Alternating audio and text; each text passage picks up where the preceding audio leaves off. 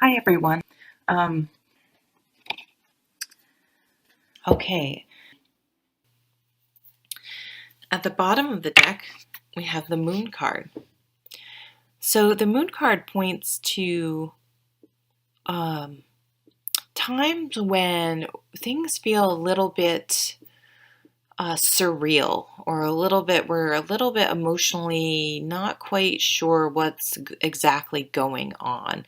So your intuition may be sort of ignited, sparked, heightened this month in the place at your place of work, excuse me, because there may be some rumblings going on under the surface that you're sort of getting ripples of, but you don't know what was causing that exactly. So it could be potentially a little unsettling.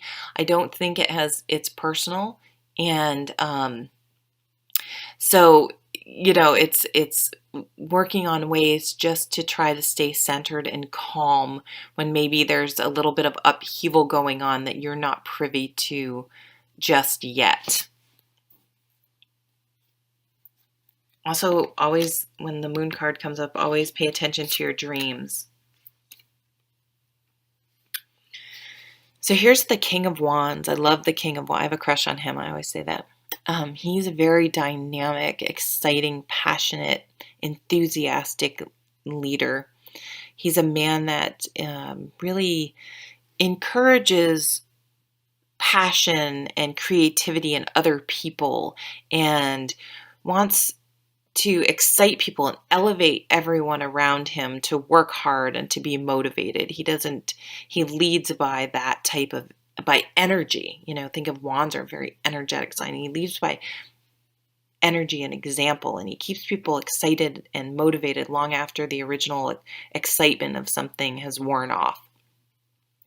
So this is a beautiful energy to have in the work area.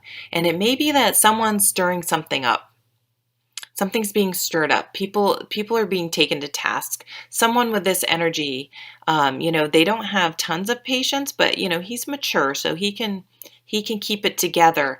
But perhaps someone with this type of personality has gotten to the end of his rope and is stirring the pot, is saying, all right, come on, things have got to change. There's stagnation here.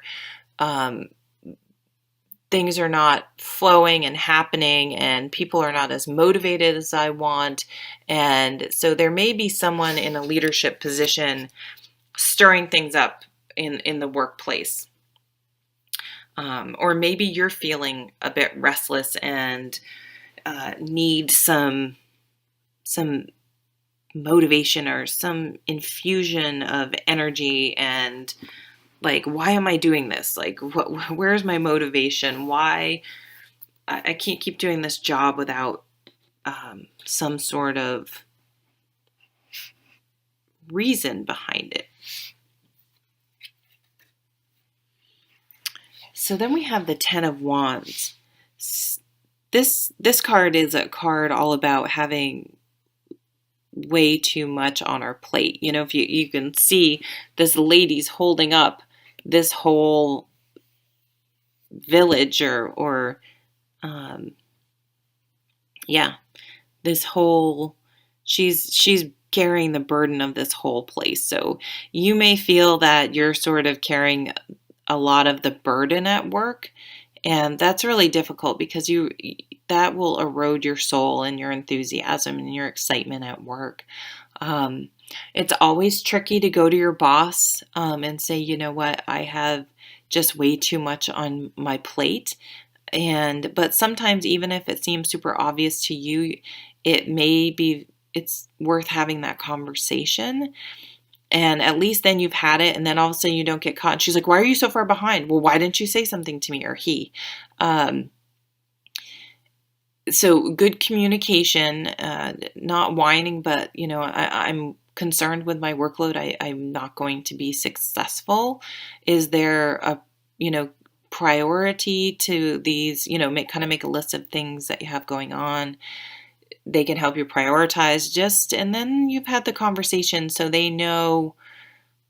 So it's harder for them to act surprised or come back and say, well, why didn't this get done? You can be like, well, they were in the know. But then we have the Nine of Pentacles. So this is interesting.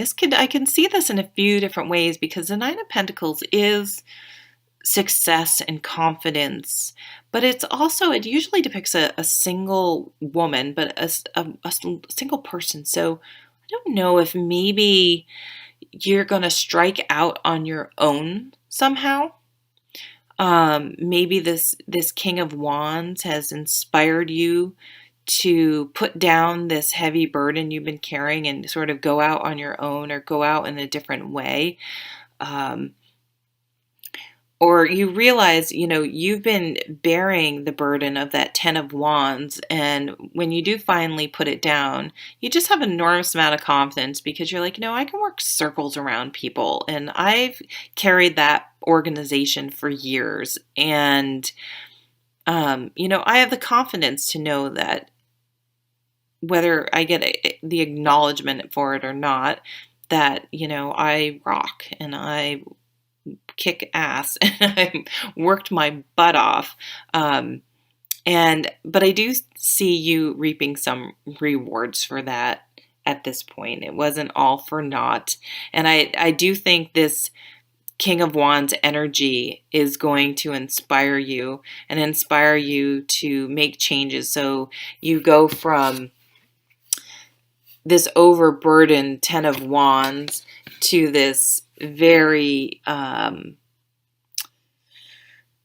fortuitous position of the Nine of Pentacles. So let's look at relationships. So at the bottom of the deck, we have the Five of Pentacles. Now the Five of Pentacles, I sort of call it sorry, I have a glare. It's sort of like having a victim mentality. It's when you're just feeling shut out or alone, or you don't have anyone there to sort of help you out. Often the sort of lesson behind the card is usually that's not the case. There is usually help available, but you just sort of so socked into that victim mentality that you can't see that there is help available to you. I sort of see, like in this interpretation, that there is wisdom available to you from a mother figure, your spirits, guides, in the sense that, if you sort of open up and try to gain a different perspective, that you may see things in a different light. And you may see that you do have this new opportunity available to you, and this wisdom available to you if you just ask for help. So let's see.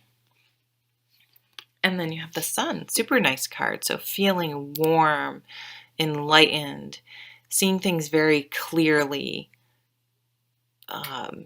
just energy, support, warmth, feeling very cared for. The Sun card can point to children, and just a very, you're in a place where you just feel like, okay, everything's going okay. Like, okay, there isn't a crisis going on in my relationship world at this point. If you're single, you're happy single. If you're in a relationship, things are going pretty well. And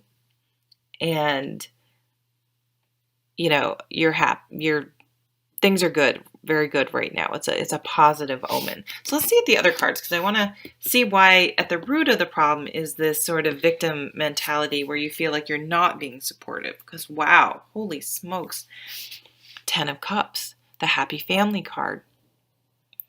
Another incredibly positive card to have come out in your relationships.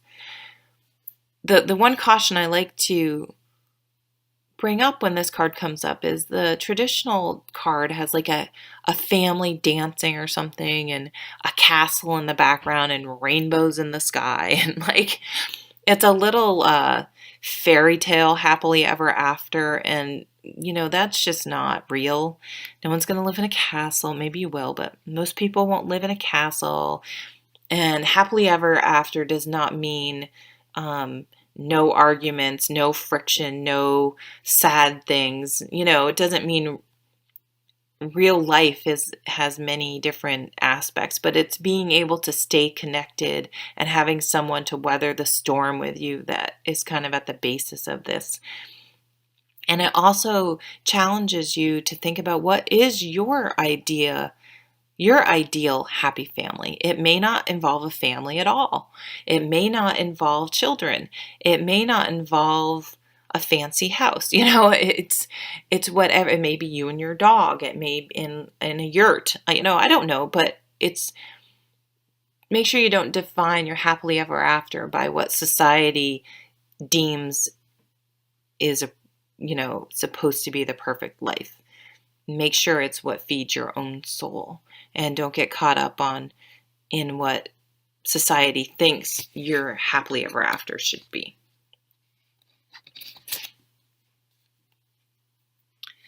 And the Knight of Swords. So this is a change in thinking, a change in perspective. There's a lot of energy. This knight is taking off. He's taking off into the sky. So I see sort of a big shift here. If was sort of, you were really feeling sort of, I kind of see a feeling sorry for yourself. I always see this Five of Pentacles cards coming after the Four of Pentacles, which is one of my least favorite cards because I feel like it's someone who's so selfish and so materialistic and so protective that they've shut out everyone else. Their boundaries are like so strong and they're so focused on material things that it's just they're lonely. But then they created that themselves, and then they walk into the Five of Pentacles. No one cares about me. No one, it's like, but you shut everyone out because you were so busy protecting your things and yourself that you shut everyone out. So it's like I see that perhaps on some level you had this sort of victim mentality going on, but I see that you really are soaring. You're really taking off from that. I see this, this is the ultimate aha moment of, whoa, wait a minute, maybe I've been creating that situation. And if I want to truly have a happy family, I need to release some of this self-protection, which moved from, self-protection to really being selfish and shutting people out. And maybe that I was feeling shut out because it was actually something that I created myself. So I really feel an aha moment. And then once you've kind of had that enlightenment and stop being so selfish and put your family first, your thoughts, you're really going to take off. And you're really going to be seeing things in a new way and get this really high, wise perspective of this knight and really change your thinking in all areas of your life. And I just see it being extremely positive. Like you're going to feel freedom. It's like things are just, really going to take off for you. That's pretty exciting and cool. So thank you very much for watching. I hope you have a lovely month, and I'll see you at the next video. Take care.